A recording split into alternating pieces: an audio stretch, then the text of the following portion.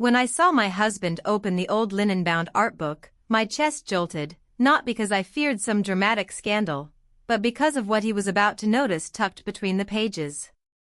The portrait. The one that shouldn't have been there. The one that looked like me, though I never posed for it. He flipped forward, slow and careful, as if the paper might bruise under his fingers. I moved to take the book back, but he stepped away, a practiced motion that told me he wasn't ready to let it go. I watched his face changing line by line as the graphite woman emerged, my mouth, my hairline, the necklace I wear on ordinary days when I need a little courage. He turned another page and found the note, just a few penciled words that could mean everything or nothing. His hands were trembling, not with rage, not yet, but with a searching kind of hurt I have only seen in people who know they are one breath from understanding too much. I bit the inside of my cheek, an old reflex, and the taste of iron made the room feel smaller. He breathed faster. I could hear it from across the room. This was the moment I had dreaded most, the one I kept trying to outrun by stacking groceries, by watering plants, by lining spoons in a perfect row, because months ago I made a mistake, the kind of mistake that doesn't scream so much as it hums under the skin and changes the color of every day. Before I tell you how it really happened, let me take you back to the beginning. And before I share the secret I have guarded so carefully, write in the comments which city you're watching from, and answer me this: have you ever had a truth you tried to hide with all your strength, only to find it waiting for you in the quiet, exactly where you left it? He came back on an ordinary Thursday, the kind that smells like damp sidewalks and supermarket lemons. I was folding towels in the bright square of afternoon when the front door clicked open and the house inhaled a draft of colder air. He stood there with a carry-on and the kind of posture you get from new decisions, straighter than before, angular in a way that made him look older without being old. My husband called out from the study, half buried in spreadsheets, and the hallway filled with their voices, familiar and oddly polite, like two guests meeting at a hotel elevator. I stayed in the kitchen, not hiding, just not rushing. The kettle burbled, a domesticated volcano. When he stepped in, he smiled with an ease I had not expected, and for a moment I felt as if a picture frame had tilted back to level. He had the same eyes, that steady hazel that never seemed interested in winning a room. But there was something else, a quietness I recognized from people who read on buses and keep their hands in their pockets to avoid unnecessary apologies. "Do you still keep the tea by the stove?" he asked. Simple, harmless. I nodded and pointed to the tin, and our hands brushed when he reached for it. Not dramatically, just enough to remind me I had skin. We made tea like collaborators who don't yet know the project. He asked about my volunteer work at the library. I told him the new cataloging system had more logic than grace. He laughed, not because the line was funny, but because he understood it. The kettle shut itself off with a tired gasp. I filled 2 mugs. He chose the chipped one with the watercolor pears because, he said, it felt like mornings that weren't trying too hard. At dinner, my husband told a story about an office renovation that required more permits than patience. I watched the two of them talk like a documentary I'd seen twice already, the same rhythms, the same helpful interruptions. Yet every few sentences, I felt his gaze graze me and move on, as if I were a window he'd pause to admire without wanting to open it.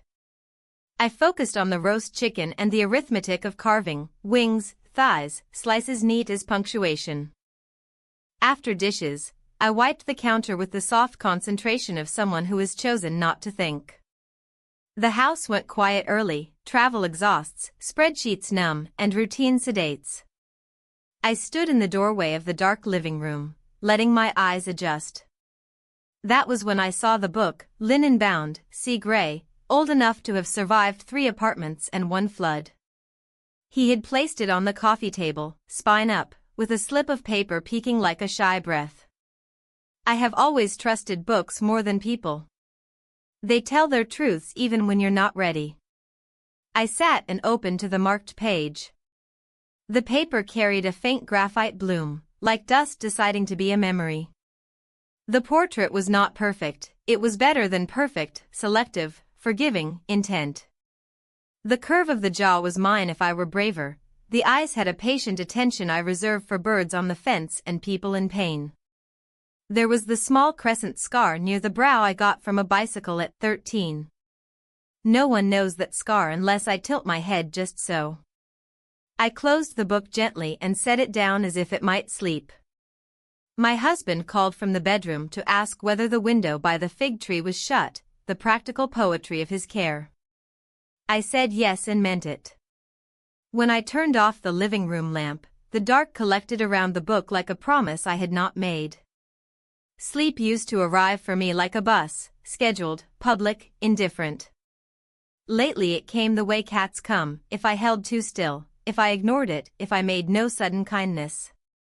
Near midnight, I padded to the kitchen for water and found him there, sitting at the table with the open window admitting a square of city night. The street smelled like rain on warm concrete. He was making a neat stack of receipts, not examining them, only giving them a shape. "You're awake," he said, a fact lightly wrapped as an invitation. "I forgot to drink water," I answered, which was also a kind of confession. We traded small lines the way people trade salt at dinner. He asked if the library had finally replaced the broken reading lamp. I asked if the trains had run on time.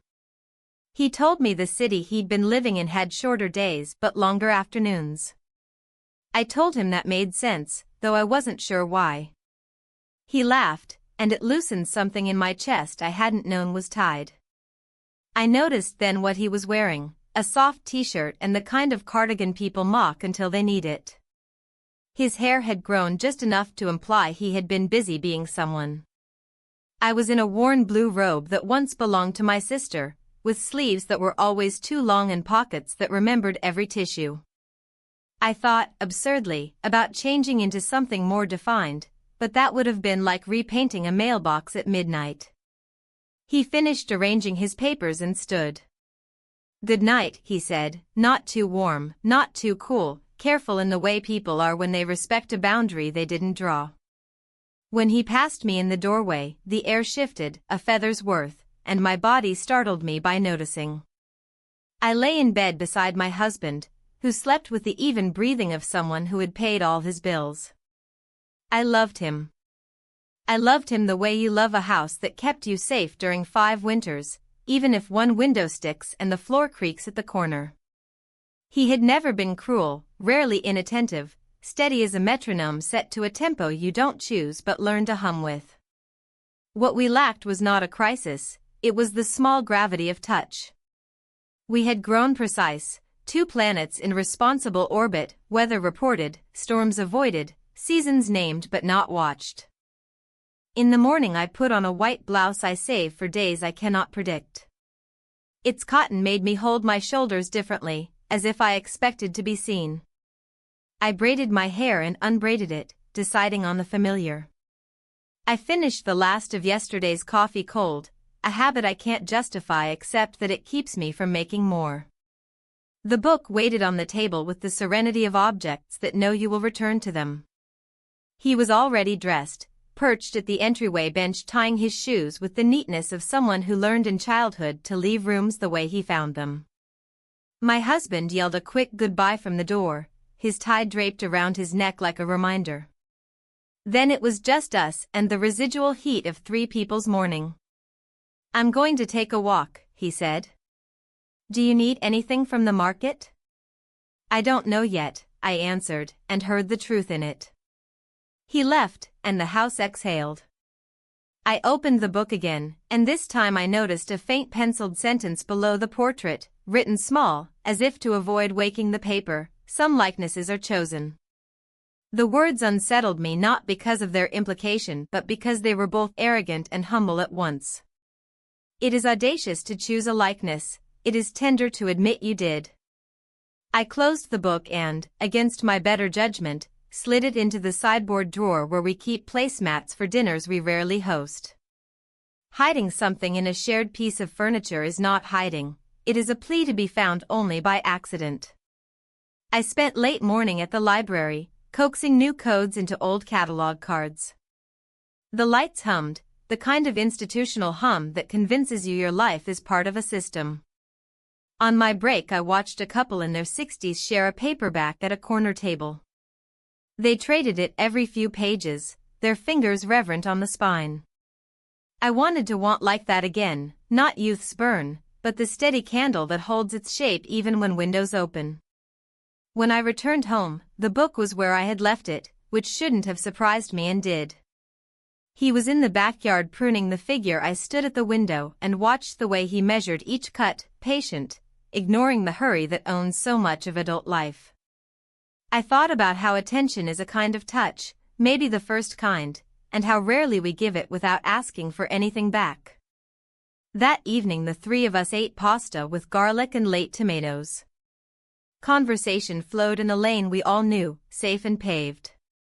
Afterward I washed dishes slowly, letting the hot water bully the oil into surrender. From the living room came the soft murmur of two people discussing a sports segment neither truly cared about. I kept seeing the penciled words beneath the portrait, some likenesses are chosen, and wondered who gets to choose, and when that choice stops being a sketch and becomes a consequence. Morning opened with a clean, colorless light that made the house look more honest than it wanted to be. The air had that just-washed feeling after a shallow night of rain, and the fig leaves wore small beads that would evaporate by noon. I woke before my alarm, the kind of early that comes from being pulled rather than pushed. In the mirror my face looked exactly like itself, no cinematic transformation, no glow from secret choices, just a woman who had slept in fragments and was trying to pretend it counted. I tied my hair back, changed into a soft gray sweater and the sort of trousers that make you aware of your posture, and padded downstairs with the careful steps of someone who didn't want to startle her own thoughts. The book was still in the sideboard drawer, which felt both fortunate and absurd, a secret wedged between placemats and a brittle map of vineyard tours we never took. I didn't touch it.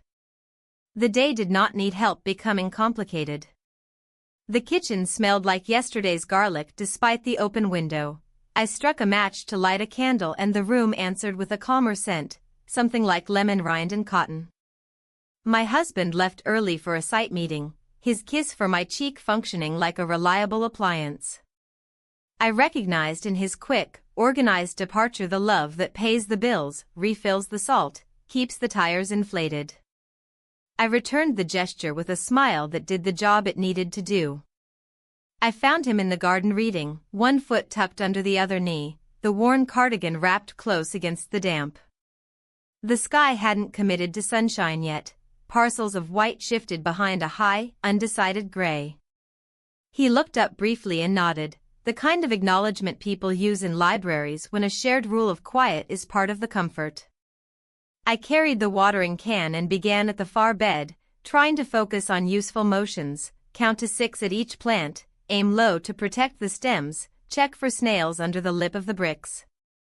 But the rhythm pushed me toward him as surely as a conveyor belt. I know the exact moment the day tilted. It was when a gust lifted the page he was holding and revealed the penciled edge of a familiar illustration. My stomach tightened, not from guilt in its loud, operatic form, but from the practical anxiety of a calendar suddenly double-booked. I set the can down too quickly, water sloshed onto my shoe.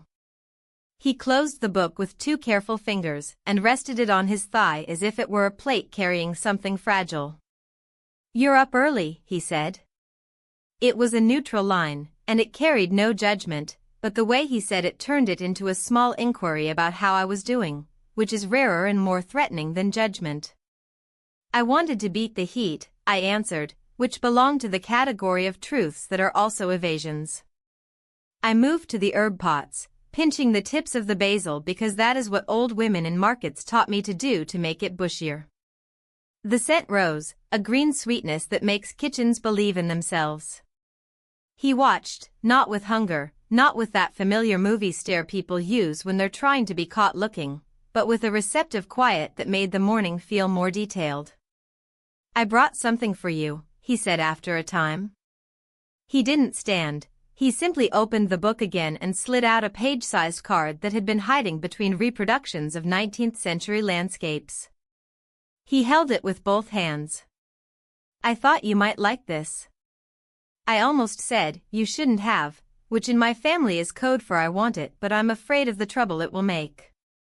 Instead, I wiped my hands on my sweater and took the card. It was heavier than paper wants to be, with a tooth that suggested it had been willing to accept more graphite than it got. The drawing was a portrait, of course it was, but not the same as the one last night. This version was less polished, closer to a study than a finished piece. It had the concentrated, searching energy of someone trying to catch a face before it moved. The jawline resembled mine the way a melody resembles a humming voice. A small, almost invisible freckle near the collarbone had slipped in, a feature I usually cover with a thin chain. I didn't comment at once. Silence is sometimes the safest acknowledgement.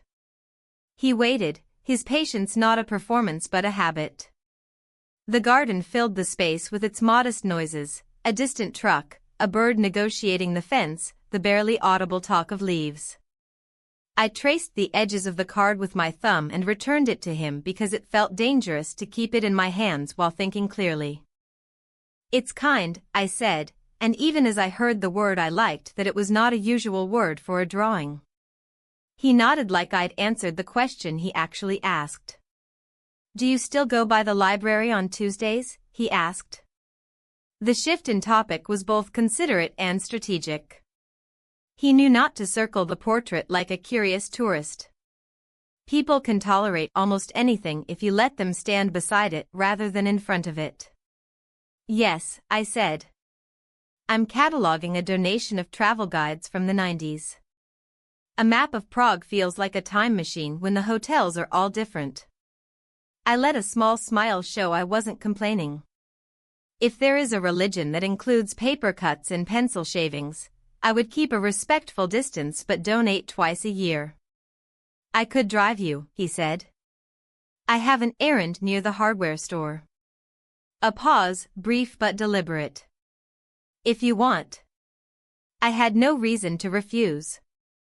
I also had a dozen reasons that belonged to a different kind of ledger. I looked down at my shoes, speckled with wet soil, and then at the basil leaning into the morning. "Give me 10 minutes, I said, and went inside with the pace of someone choosing not to rush because running makes you look guilty even when you aren't. Upstairs, I changed my sweater and fastened the small pearl studs I wear when I'm uncertain who I am expected to be. They are neutral, too behaved to declare allegiance to any mood. I took the tote with the library card and a pen that always works. Before leaving, I opened the sideboard drawer and slipped the linen-bound book into my bag. I told myself it was practical, better with me than waiting to be found. In the hallway mirror, I practiced an expression that read as unremarkable. Then I went out to the driveway where he had already started the car to soften the air. The ride was quiet in a way that felt full rather than empty. The neighborhood blocks unspooled in familiar order, blue house with the cracked birdbath, duplex with the perpetually optimistic tomato vines, corner store that refuses to die because the owner knows everyone's preferred gum. He drove with a tidy focus, not rushing yellow lights, signaling even when no one watched. I visited the library in my head and arranged the morning into tasks, enter accession numbers, adjust shelf lists, inquire about the missing index for the Italy series. Still, my hands didn't quite settle. They rested on my lap, too still, as if any sudden gesture might be misread. At a red light he glanced at my tote. "You brought it," he said. It wasn't a question, but the sentence carried the exhalation of one. "I didn't want to leave it out," I answered. Then, because it's easier to break tension with bureaucracy, I added, "We have a rule about loose items on the coffee table. If you leave them there, the table begins to believe it is a shelf." He smiled. "We don't want to confuse the furniture." The light changed. My pulse matched the blink of the turn signal for a few beats. We passed a row of crepe myrtles fanning pink over the sidewalk like a decision made by a very cheerful committee. I thought about what to say that would not invite a reply I wasn't ready to manage. I settled on weather, a classic for a reason. But he spoke first. I started that study on the train, he said, meaning the portrait. The seats rattled. I kept trying to draw a straight line and the carriage kept reminding me it had its own ideas. I let the image resolve in my head, his hands balancing book and pencil against a table that stuttered with each coil of track. I liked the humility in that, accepting a line as the train's signature, not an error. Maybe that's why it looks like a thought in motion, I said. Not a conclusion. He parked in a side street near the library, 2 blocks short to avoid the metered spots. The day had brightened into something that wanted to be cheerful without being pushy. We walked past the bakery with the chalkboard that always promised a pastry called a morning cloud even though it looked nothing like any cloud I've seen. At the library steps I touched the rail out of habit. He reached the door first and held it in the plain, old-fashioned way that has nothing to do with politics and everything to do with kindness learned young.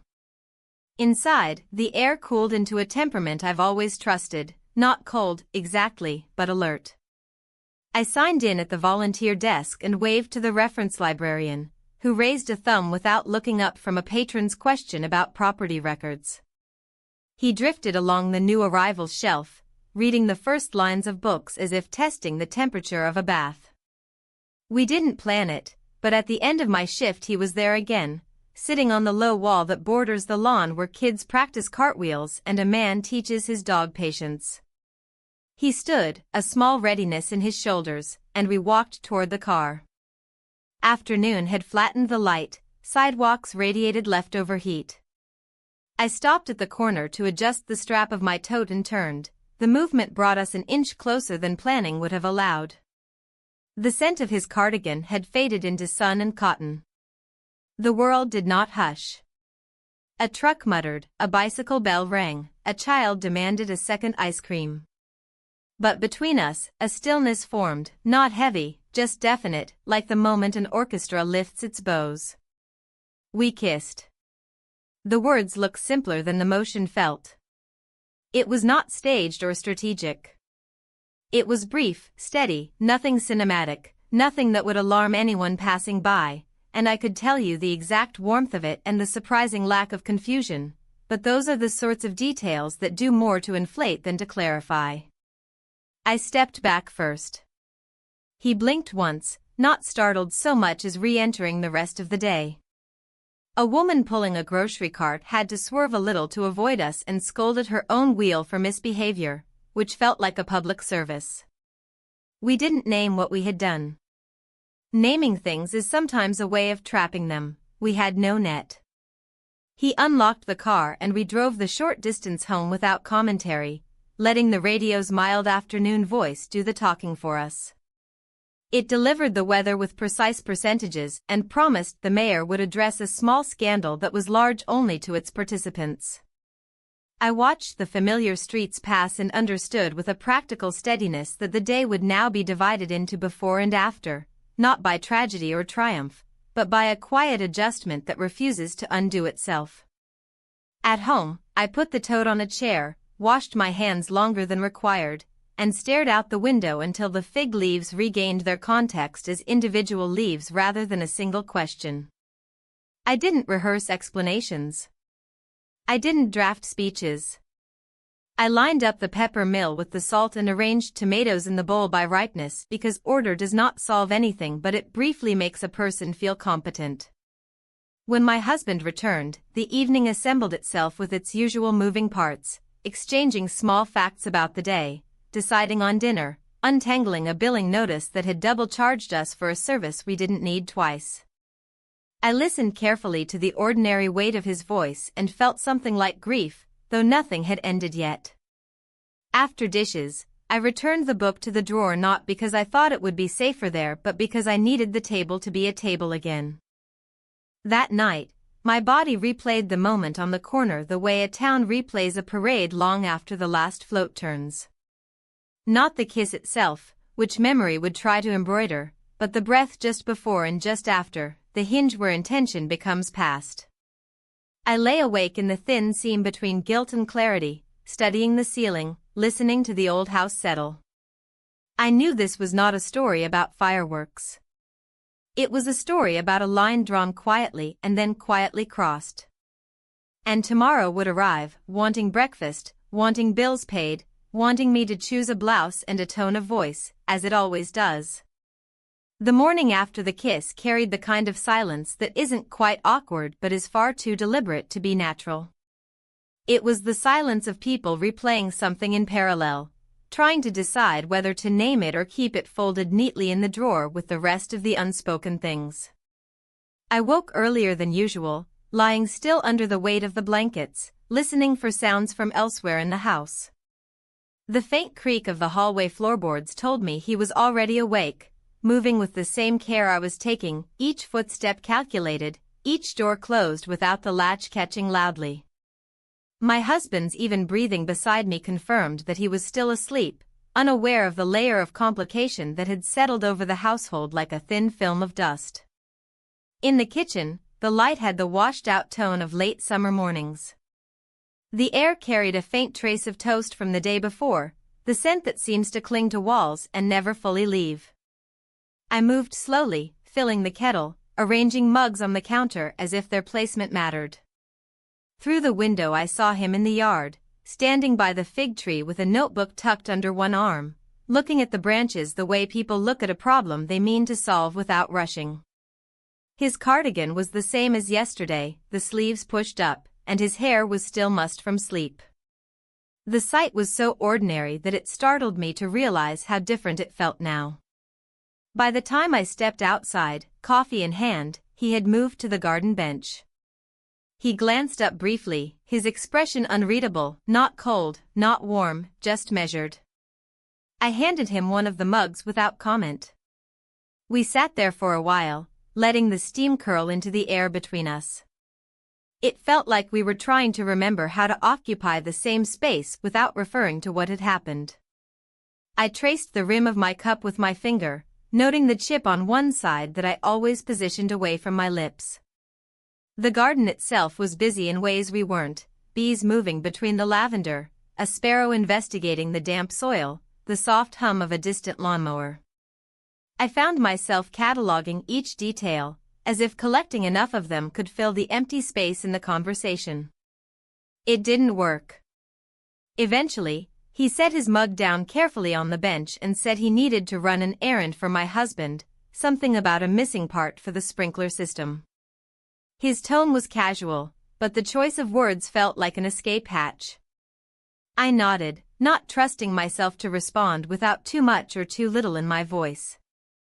When he left, I turned my attention to the laundry, the kind of chore that is as much about occupying the mind as it is about cleaning clothes. Folding sheets has always felt like an exercise in quiet precision, the way each corner has to meet its opposite to avoid a bulky, uneven pile. As I smoothed the fabric, my mind kept drifting to the street corner where we had stood the day before. I remembered the exact angle of the light, the sound of the bicycle bell, the brief absence of every other concern in the world. I tried to file it away like an image clipped from a magazine, kept for no practical reason, simply because it was too specific to throw out. By midday, my husband returned from his meeting, carrying a paper bag from the bakery. He spoke about the unpredictability of contractors, the way deadlines shifted like sand underfoot. I listened, nodding at the right intervals, contributing where expected, but part of me was tracking the sound of the front door, waiting for the moment it opened again.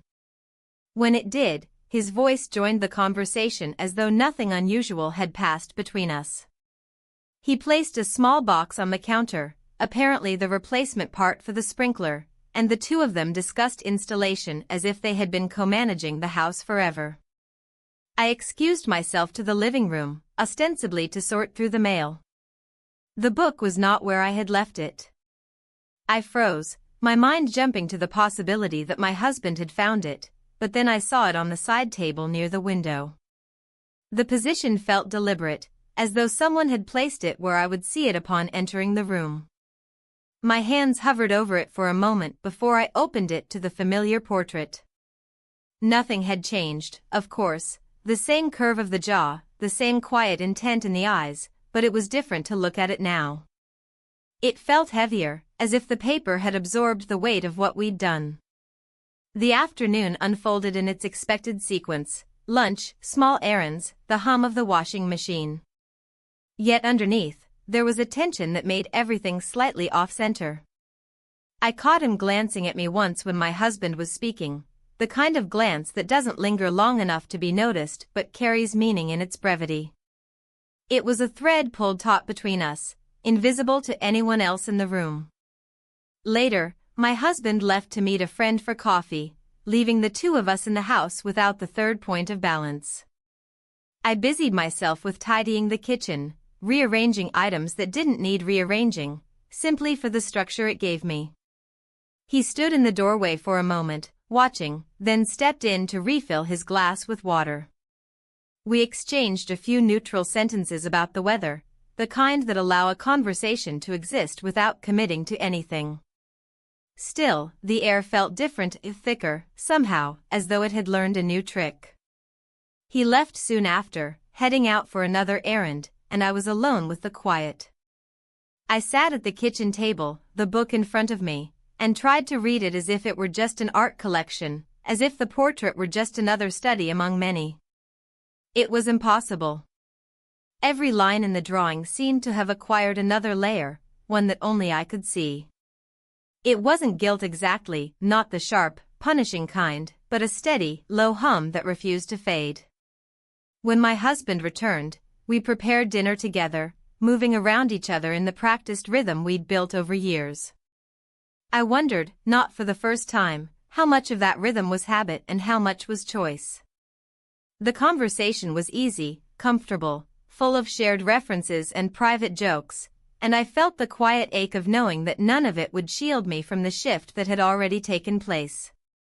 That night, lying in bed, I thought about the way the day had been split into moments where he was present and moments where he wasn't. The spaces between those moments were filled with ordinary life, emails, laundry, dinner, but they all felt like the frame around something else. I realized then that the kiss had not been an isolated event. It was a door left slightly open, and the air of the entire house had changed because of it. I closed my eyes, listening to the soft breathing beside me, and knew that tomorrow would carry the same division, before and after, again and again. The next day began with a sky the color of unpolished silver, a kind of light that made every surface in the house look flatter than usual. I woke with the residue of restless dreams, the sort that dissolve on contact with the first sound of the morning but leave behind a faint pressure in the chest. My husband had already left for work by the time I stepped into the kitchen. The scent of his aftershave still lingered in the hallway, paired with the faint smell of the coffee he had brewed earlier. The air in the house felt balanced, but I carried the knowledge that it wouldn't stay that way for long. He was at the dining table when I walked in, hunched over the linen-bound book as though it were a ledger he had been asked to reconcile. A pencil rested in his hand, but he wasn't moving it, just holding it above the page as if waiting for something to give him permission to continue. He looked up briefly when I entered, and there was a pause, not from surprise but from the awareness that I had caught him mid-thought. He closed the book with a quiet finality, placing the pencil neatly beside it. I busied myself with the kettle, focusing on the familiar sounds, the metallic clink of the lid, the rush of water from the tap, the click of the switch. These were the small, dependable noises that kept the morning from drifting into unfamiliar territory. When the kettle clicked off, I poured the water into my cup, watching the tea leaves spin before they began to sink. He didn't speak, and I didn't either. The silence between us felt purposeful, like a truce negotiated without words. Eventually, he stood, sliding the book toward me across the table. "You left this out yesterday," he said, his tone even. I looked at the cover, then at him, and gave a small nod. I picked it up, but didn't open it. Instead, I placed it on the sideboard, next to the bowl of fruit, as though returning it to a neutral place might strip it of whatever charge it had gathered. The morning passed in a series of tasks that required more attention than they deserved: organizing the pantry, sorting through mail, dusting shelves. I noticed that he drifted in and out of the rooms I was in, never staying long enough to be part of what I was doing, but never far enough to be absent. It was as if the house had been reduced to a set of overlapping circles, and we were always somewhere within each other's radius. By late morning, he mentioned needing to pick something up from a shop in the center of town. My husband had asked him to handle it, he explained, since it was on his way. The phrasing was deliberate. It made the trip sound like an errand for someone else, but the way he said it suggested he was giving me the opportunity to decide whether to come along. I hesitated just long enough for him to notice, then said yes. There was nothing in the day that couldn't be rearranged.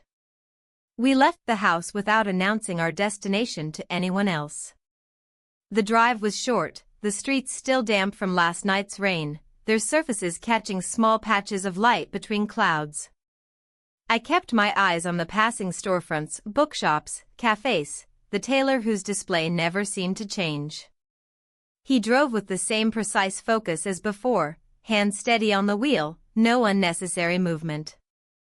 In town, the air felt different, busier, full of the sounds of conversations that didn't belong to us. We walked side by side, careful not to brush shoulders, as though proximity itself had become its own language.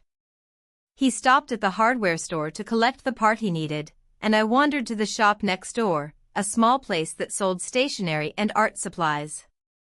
Inside, I ran my fingers along the spines of sketchbooks, feeling the textured covers, the crisp possibility of unused pages.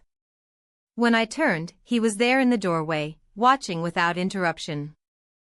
We didn't speak until we were back outside, where the street had grown louder. A delivery truck idled by the curb, and a group of students passed us, their conversation spilling into laughter. He gestured toward a side street lined with smaller shops, and we took it without discussion. The narrowness of the path made it impossible to walk completely apart, and our arms occasionally brushed in ways that felt both accidental and deliberate. Halfway down the street, he stopped at a shop window displaying second-hand books. A copy of the same linen-bound edition sat among the titles, though more worn, the edges fraying. He pointed it out with a faint lift of his chin, and I couldn't help but wonder if he had known it was there before we turned the corner. We stepped inside, the air thick with the scent of paper and dust. He thumbed through a few volumes while I lingered near the entrance, tracing the ridges of embossed titles without reading them.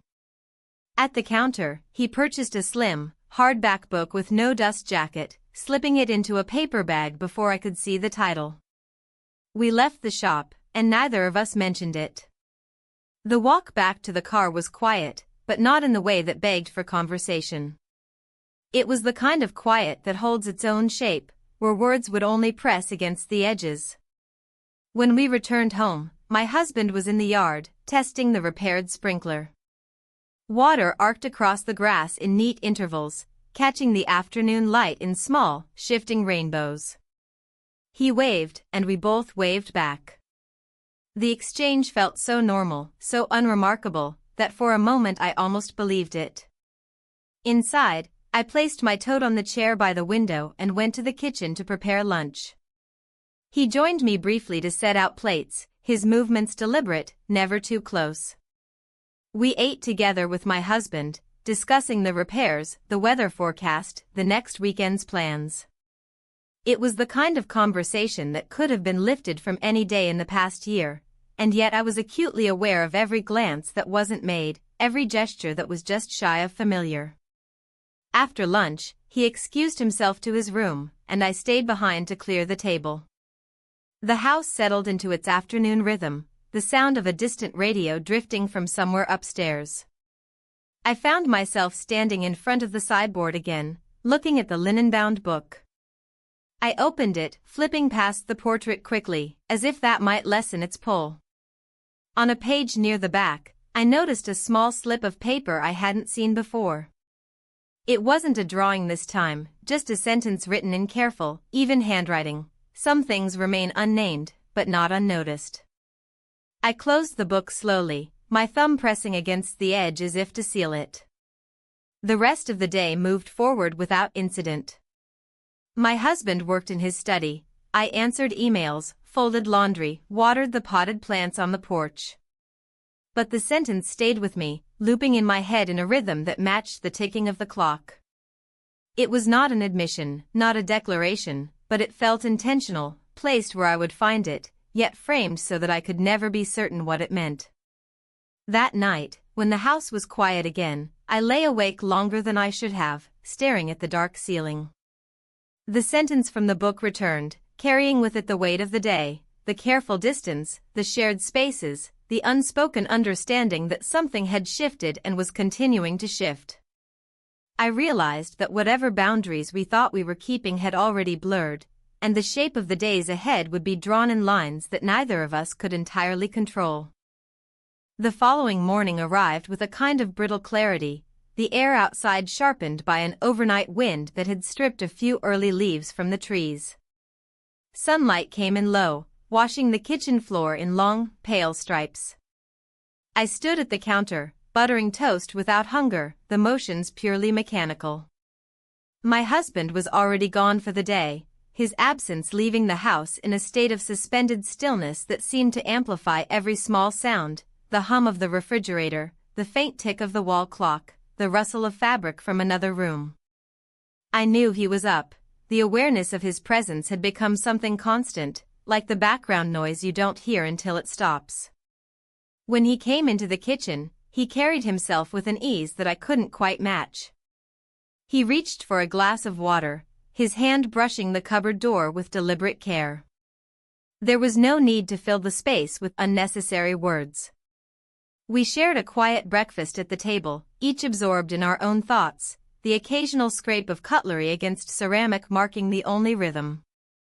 I kept my eyes on the small vase of rosemary by the window, tracing the outline of its shadow across the table. By mid-morning, the air outside had warmed enough to make a walk seem reasonable. He suggested a trip to the park to look for plants for the garden, his tone making it sound like an entirely practical outing. I agreed without hesitation. The idea of moving, of being somewhere beyond the confines of the house, felt like an unspoken relief. We left through the side door, walking along the narrow street where the trees bent toward one another as if in quiet conversation. The park was less crowded than I expected for a day so clear. We moved along the gravel paths, the sound underfoot steady and unhurried. He pointed out the plant stalls near the center, where a few vendors had set up tables lined with herbs, perennials, and flats of late-blooming flowers. We lingered among them, considering which varieties might survive the shift into cooler weather. I picked up a pot of thyme, brushing my fingers over its small leaves to release the scent. He noticed but said nothing, only watching for a moment before moving on. There was a part of the park I had always favored, a quieter stretch where the paths narrowed and the trees grew close enough to make a canopy overhead. We reached it without speaking, as though both of us had been heading there from the start. The air felt different under the shade, cooler, with a faint smell of damp earth. We slowed our pace until we stopped entirely, standing in the filtered light. A breeze stirred the leaves above us, and somewhere nearby a bird called in short, sharp notes. We kissed. It was brief, steady, without the urgency that might have made it reckless. The world around us continued its ordinary motions. A cyclist passed on the path beyond the trees, a squirrel darted along a branch, a child's laugh carried faintly from the open lawns. The kiss was neither a question nor an answer, it was simply its own moment, contained and complete. When it ended, we stood in the same positions, the same distance from one another, but the air between us had shifted in a way that was impossible to ignore. We walked back toward the main path without hurry, blending into the quiet of the morning as though nothing unusual had happened.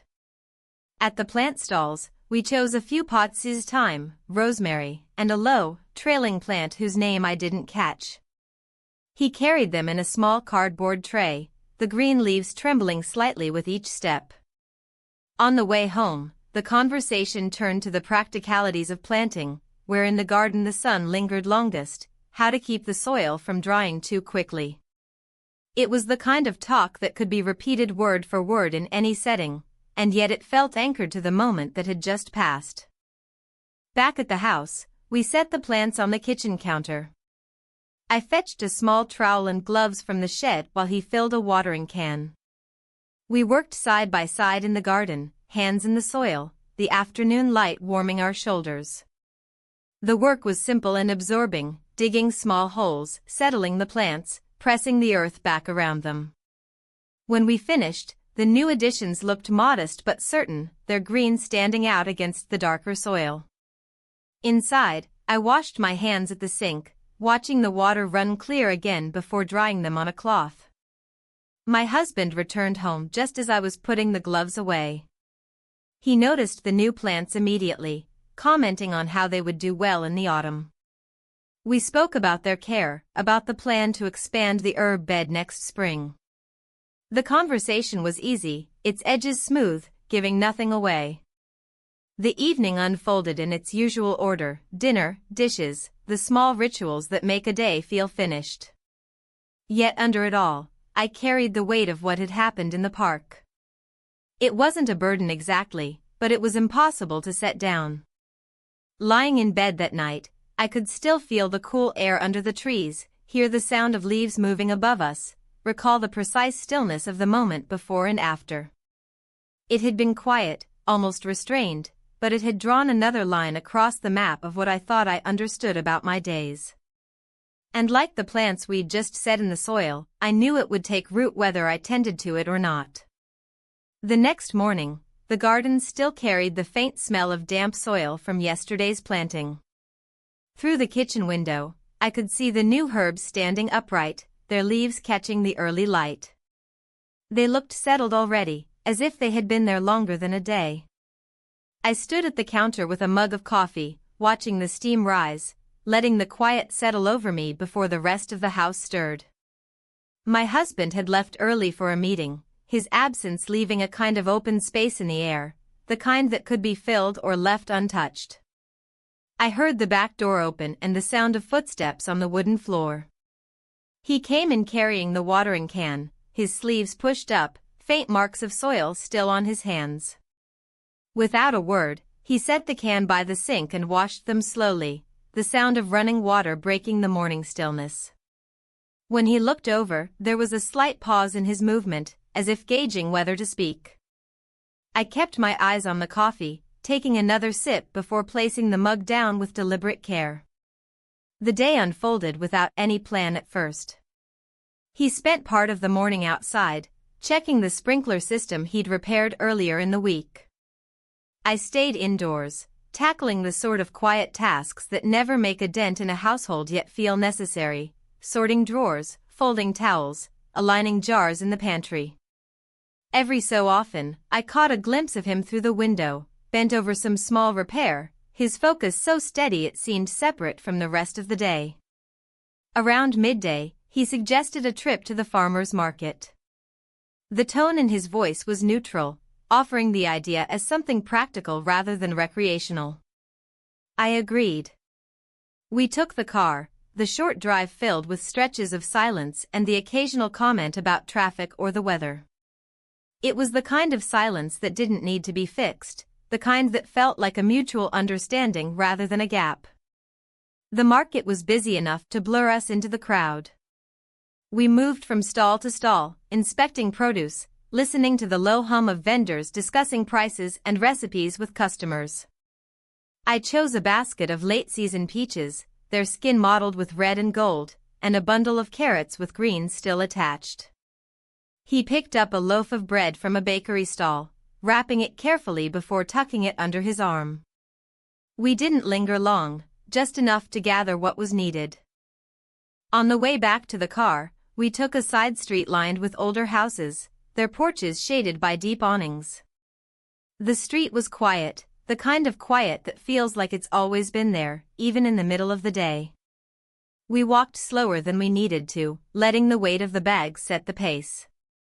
Neither of us mentioned the park or the kisses, yet the memory sat between us, invisible but undeniable. When we returned home, my husband was still out. We unpacked the bags together in the kitchen, setting the bread on the counter, arranging the peaches in a bowl. The ordinary nature of the task felt almost deliberate, as if we were both trying to anchor the moment in something safe and familiar. Afterward, he carried the bundle of carrots to the garden to wash them at the outdoor tap, and I busied myself with slicing peaches for the fridge. In the afternoon, the house felt suspended between rest and movement. He worked quietly in his room, the door half open, while I sat in the living room with a book I didn't read.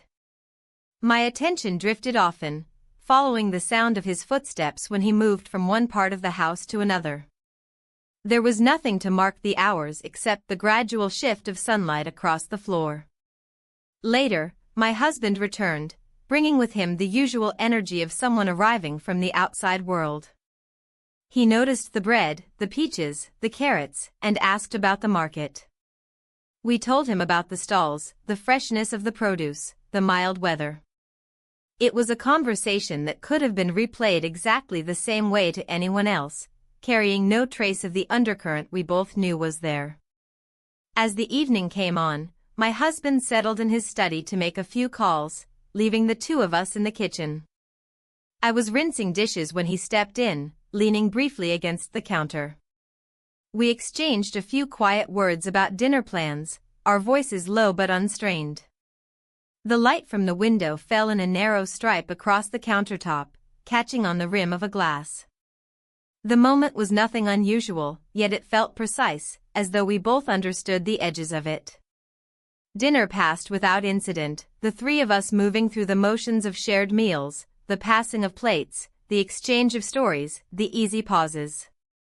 Afterward, I cleared the table while they discussed a small household project for the weekend. The conversation was practical, unremarkable, and yet I caught myself noting every glance that was avoided, every word chosen for its safe neutrality. That night, when the house had gone quiet again, I stood at the kitchen window looking out at the garden. The new herbs were still upright, their leaves stirring faintly in the night air. I thought about how quickly they had settled, how something could take root so easily when the conditions were right. Behind me, the rest of the house waited in its usual order, the furniture where it always was, the rooms holding the same shapes. But in the spaces between, something had shifted in a way that could not be undone. I turned off the light, leaving the garden in darkness, and went upstairs knowing that the days ahead would keep carrying this quiet, persistent weight. The day began with the sight of my husband's suitcase by the door, his travel itinerary folded neatly on the counter. He was leaving until the following evening, something that happened often enough to feel routine, yet this time the awareness of his absence carried a different weight. Morning light fell flat across the kitchen, softening the edges of every surface. I moved through my usual tasks, watering the herbs, wiping a faint ring from the table, without thinking about them. He was in the next room, completing small repairs my husband had asked for, tightening a loose screw, replacing batteries in the thermostat. We didn't avoid each other, we simply kept parallel courses. When my husband left, the silence that followed felt layered, both free and heavy. I stood at the window until the street looked ordinary again. He appeared in the doorway to ask if I needed anything from the store. I said no, knowing the question wasn't really about groceries. I set a pot of water on to boil and took out 2 plates. Lunch was pasta, served without ceremony. The conversation kept to safe topics, weather, a headline from the news, a neighbor's new fence. The comfort of small talk gave the moment its scaffolding. After clearing the dishes, he disappeared briefly and returned with the linen-bound book, setting it between us on the low table. We sat in the corner of the library where the lamplight formed a warm circle. He turned a few pages, stopping at the portrait, and let it rest open. We didn't comment on it. The drawing no longer startled me, it had become something I could acknowledge without flinching. We stayed like that for a while, the clock in the hallway marking time in steady intervals. He closed the book and leaned back, neither inviting nor retreating. The air felt balanced on a thin edge. I thought of the path here, the market trip, the quiet walks, the 2 brief kisses, and of my marriage, with its years of steady, unglamorous care. Nothing in my life had prepared me for how those 2 truths could sit side by side. He offered tea. I agreed, and we moved in the kitchen with an ease that came from knowing each step of the process. The kettle hissed, cups were placed without discussion. Back in the library corner, we talked about portraits in general, about how a study can feel more honest than a finished piece. His agreement was silent, but it felt complete. Evening arrived slowly. Outside, the streetlights blinked on, one by one. The house settled into its night sounds, pipes adjusting, the refrigerator humming. We remained in the lamplight, the rest of the rooms left in shadow. Time stretched in a way that made each minute noticeable. What happened next was not planned. It was simply the point where distance gave way to closeness, where we moved from one understanding to another without explanation. We spent the night together. Morning came early, the light a muted gray. The house felt slightly altered, as though the rooms had shifted back a step to give us space. He was awake too, I could sense it in the way stillness held both of us. We rose quietly. In the kitchen, I set out 2 mugs while he filled the kettle. We stood side by side without touching, the silence not awkward but deliberate. We carried our tea to the back step. The herbs in the garden looked steady, the thyme pushing a new sprig, the basil deeper in color, the rosemary unchanged. The air smelled faintly of wet soil. Neither of us mentioned the book. It stayed inside, closed. I thought about my husband's return time, circled on the calendar. There were groceries to put away later, laundry to fold, the ordinary work of a day waiting. Consequences do not arrive loudly, they arrive with the expectation that life will go on. My pulse stayed even. I rinsed my mug, and he did the same. We lingered in the doorway a moment longer, not as strangers, not as anything that could be easily named, but as 2 people who would now move through the day with care, aware that something had been added to the shape of the house and could not be removed. The morning after my husband returned carried a different kind of quiet. It wasn't the stillness of an empty house, but the softer, more complex quiet that comes when all the rooms are full yet no one is saying much. I moved through the kitchen with the calm precision of habit, pouring coffee, slicing bread, arranging fruit on a plate, while listening to the muffled sound of my husband talking on the phone in his study. His tone was brisk, occupied, the voice he used when discussing schedules and contracts. Somewhere above me, I could hear footsteps moving from one room to another, a reminder that he was here too, just as present as the day before, though now the house felt more crowded. The weather had shifted overnight, the air through the open window carried a faint coolness, the first real hint of the season turning. Outside, the garden looked unchanged, though the new herbs seemed to have taken on a richer color, their leaves catching the light as if it meant something. I stood at the counter, looking at them longer than I needed to, before stacking plates for breakfast. My husband joined me, his conversation finished, and we ate together while discussing practical things, an upcoming appointment, a delivery that needed to be rescheduled. There was nothing in his manner to suggest suspicion or unease. He was entirely himself, steady, pragmatic, concerned with the logistics of the week.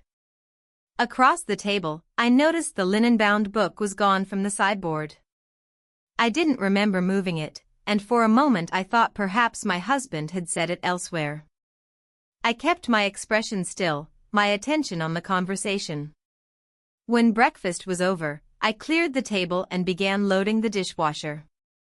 A few minutes later, he came in from the garden carrying the book. He set it down casually on the counter and mentioned finding it near the back door, probably left there after one of my afternoons reading outside.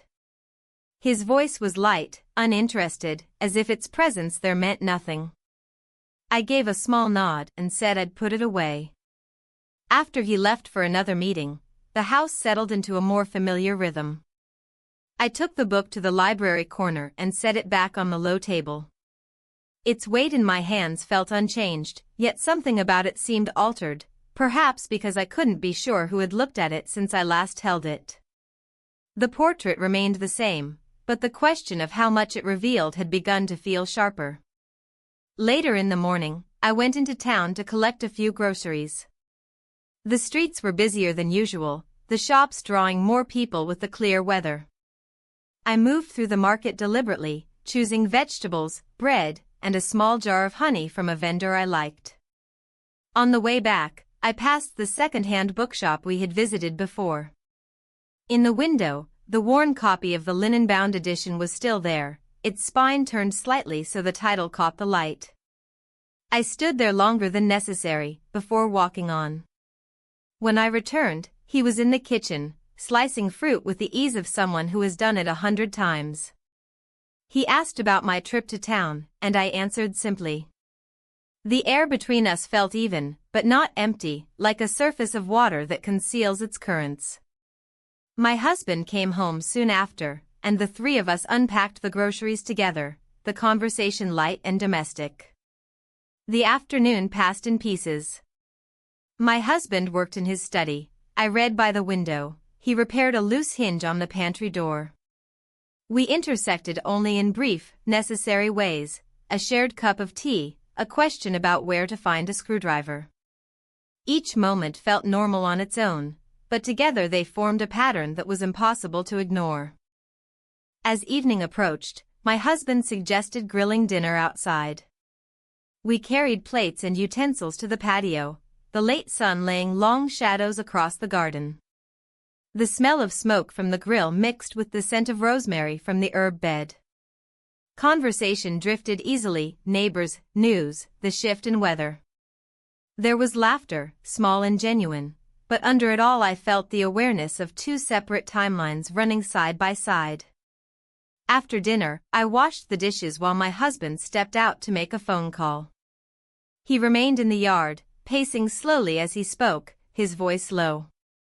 I dried my hands and glanced toward the garden.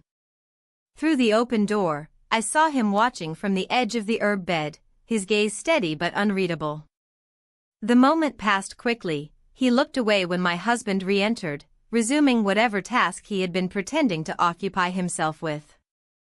That night, I stayed awake later than usual, sitting in the library corner with the book closed beside me.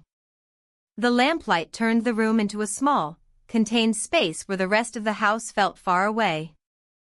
I thought about how quickly something can move from uncertain to certain without ever being spoken aloud. The past days had changed the shape of my thoughts, how I moved through familiar rooms, how I noticed the spaces between words. When I finally turned off the light and made my way upstairs, the house was silent again. My husband slept easily, the steady rhythm of his breathing filling the room. I lay beside him, eyes open, knowing that the quiet was not the same as before, that it now held more than it revealed. The morning came without fanfare, a soft gray light filtering through the curtains, flattening the edges of everything it touched. The air felt heavy, as if the day had settled before it had even begun. I moved quietly through the kitchen, making coffee while the rest of the house was still. The low hum of the refrigerator was the only sound, until I heard the faint creak of the stairs. When he entered, his expression was calm, his steps unhurried. He poured himself a glass of water without a word, and for a few moments we shared the space in silence, the rhythm of small tasks filling the air between us. My husband joined us soon after, still adjusting the cuff of his shirt. He greeted us both, his voice carrying the brisk tone of someone already halfway into the day's obligations. Over breakfast, the conversation stayed firmly on the surface: appointments, the weather forecast, an article he had read in the morning paper. I listened, answering when needed, my attention split between the sound of his voice and the quiet presence across the table. The contrast was sharp yet invisible to anyone but me. After breakfast, my husband mentioned he would be working from the office for most of the day, perhaps returning late if a meeting ran over. His tone was matter-of-fact, and I nodded, offering a few practical reminders about errands that needed attention. When he left, the doors closing seemed to draw the house in around us. The silence that followed wasn't heavy, it was deliberate, measured. He remained in the kitchen for a while, tidying the counter, rinsing dishes that didn't need rinsing. I gathered laundry from the upstairs rooms, moving through the house with the steady pace of someone keeping to a schedule. In truth, the tasks were a way to keep my hands occupied while my thoughts moved elsewhere. I could feel the weight of the hours ahead, too much space, too few obligations to disguise how easily they could be filled. By late morning, I had settled in the library corner with a stack of mail, sorting through bills and flyers, discarding the unnecessary. The linen-bound book was on the low table, closed. I kept my eyes on the envelopes, but my attention drifted toward its presence. It felt like an object that had outgrown its role, now holding more than the pages could account for. I didn't touch it. Some days, restraint is as much an action as movement. Around midday, he appeared in the doorway and asked if I needed anything from town. I shook my head, and he gave a small nod before leaving. The sound of the front door closing left the house in a deeper kind of quiet, the kind that allows every small noise to stand out, the tick of the wall clock, the rustle of leaves outside, the faint settling of the wooden frame as the temperature changed. I finished sorting the mail, stacked the papers neatly, and placed them in the drawer where my husband would find them later. When he returned, the scent of the outside air came in with him, cool and faintly metallic from the overcast sky. He carried a small paper bag, setting it on the counter without explanation. Inside was a jar of preserves from the market, the label written in tidy script. I thanked him, my voice kept light, and placed it in the pantry. The act was simple, but it landed in my mind with more weight than the gesture required. The afternoon passed in quiet parallel.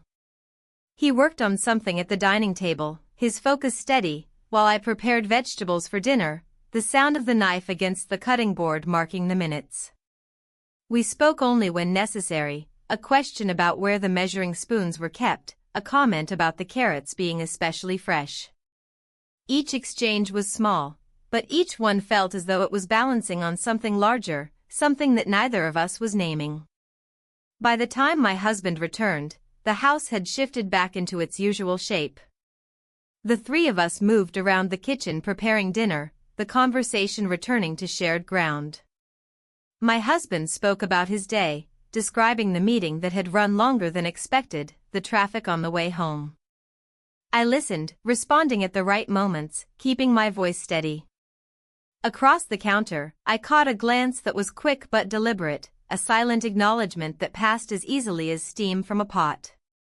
Dinner itself was ordinary, the kind of meal that would leave no trace in memory under other circumstances. Yet every moment felt catalogued in my mind, each word and pause stored with unnecessary precision. Afterward, my husband stepped into his study to review some documents, leaving the two of us at the table to finish our tea. The conversation stayed with the safe topics we had practiced so well: household repairs, the changing weather, the possibility of planting more herbs in the spring. Still, underneath, I felt the quiet recognition of what was unspoken. Later, I stood at the kitchen window, looking out at the garden under the faint glow of the porch light. The rosemary stood tall, the thyme spreading in its small, deliberate way. The air was cooler now, the first sign that the season was moving on. Behind me, the sound of footsteps in the hallway came and went, unhurried, blending into the fabric of the evening. The house, in its ordinary way, was keeping all its rooms in order, holding more than anyone could see. That night, as I lay in bed, I thought about the day as a series of shapes, circles of conversation, lines of movement, the square of light on the kitchen floor in the morning. It was a day that could be recalled without suspicion by anyone who hadn't lived it, yet for me it was marked in subtler ways: the weight of a jar placed on a counter, the pause between glances, the silence that never truly felt empty. I closed my eyes, listening to the steady breathing beside me, and understood that what had already been set in motion would continue, whether or not it was ever spoken aloud. The day began with a thin, pale light that barely touched the tops of the trees outside the bedroom window. The air in the house was still, carrying the faint scent of coffee from the early hours. My husband had already left, his departure marked only by the soft click of the front door and the quiet hum of the car pulling away. I moved through the kitchen in measured steps, the rhythm of the morning feeling both familiar and strangely delicate. The kettle hissed, the cup filled, and I stood at the counter letting the warmth seep into my hands before taking the first sip. Upstairs, I heard the sound of a drawer closing, followed by footsteps on the landing. He came into the kitchen a few moments later, dressed as if for travel with a jacket, bag slung over one shoulder, the faint impression of having made careful decisions about what to take and what to leave behind. He set the bag down near the table and accepted the cup of tea I poured without asking. We sat across from each other, the space between us holding more than either of us said aloud. He spoke first, his tone even, telling me he would be leaving later that morning. The words were expected, I had sensed this was coming, though I hadn't asked. I nodded, my fingers curled around the cup, the steam rising between us like a thin barrier. The rest of the tea was finished in silence, the kind that doesn't demand to be filled. After he left the kitchen, I busied myself with small tasks, folding dish towels, wiping the counters, straightening the chairs. Each movement was a way to anchor myself in the ordinary, to keep the edges of the moment from fraying. When he returned, it was to collect the last of his things, a notebook from the library corner, the linen-bound book from the sideboard. He placed the book gently on the table, sliding it toward me. "You should keep it," he said, his voice quiet but without hesitation. I didn't answer right away, only rested my hand on the cover, feeling the texture beneath my fingers. The clock in the hallway marked the passing minutes. Outside, the wind had picked up slightly, stirring the leaves in uneven bursts. We moved to the living room, where his jacket lay folded over the arm of a chair. He checked his watch once, then looked toward the window as if to fix the view in his memory. I remained standing, the book still in my hand.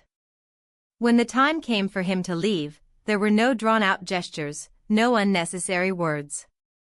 At the door, he gave a small nod, the kind that could mean acknowledgement, gratitude, or something more that neither of us intended to name.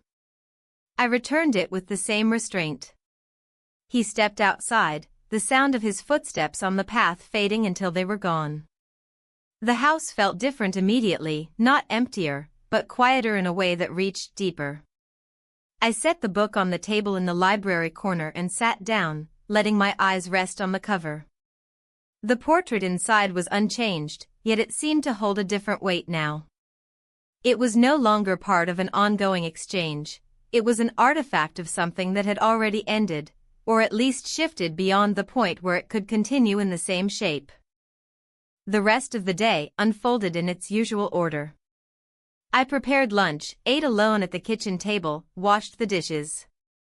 In the afternoon, I went to the garden to water the herbs. They looked steady, untouched by the changes that had taken place inside the house. The rosemary's scent rose sharply when I brushed against it, the thyme trailing a little further than before, the basil showing new leaves. I lingered there longer than necessary, letting the simple act of watering them fill the time. By early evening, my husband returned, his arrival marked by the sound of the car in the drive and the scrape of the key in the lock. He greeted me with the same warmth as always, asking about my day, telling me about his. We talked about dinner plans, about a letter that had arrived in the mail, about the possibility of repainting the kitchen in the coming months. The conversation moved easily, each topic leading to the next without pause. After dinner, he went to his study to review some papers, leaving me alone in the living room. I glanced toward the library corner, where the book still rested on the table. I walked over, opened it to the portrait, and studied it under the lamplight. The details were the same, the curve of the jaw, the set of the eyes, the small mark near the brow, but now they seemed less like a reflection and more like a memory. I closed the book gently and placed it back on the table. The night settled around the house with its usual patterns. From the study came the faint rustle of paper, from outside, the occasional sound of a car passing on the street. I sat by the window, watching the garden fade into shadow, the outlines of the herbs blurring in the dim light. The air was cooler now, carrying the scent of the soil and the faintest trace of rosemary. When I went upstairs, the bedroom was lit only by the low lamp on the nightstand. My husband was reading, his attention deep in the page. I changed quietly, slid into bed, and pulled the blanket over my shoulders. The steady rhythm of the house felt intact, unchanged on the surface. Yet beneath it, I carried the knowledge of the days just past, the small shifts that had altered how I would remember this season. I closed my eyes, letting the quiet settle, knowing it would stay with me long after the light was gone.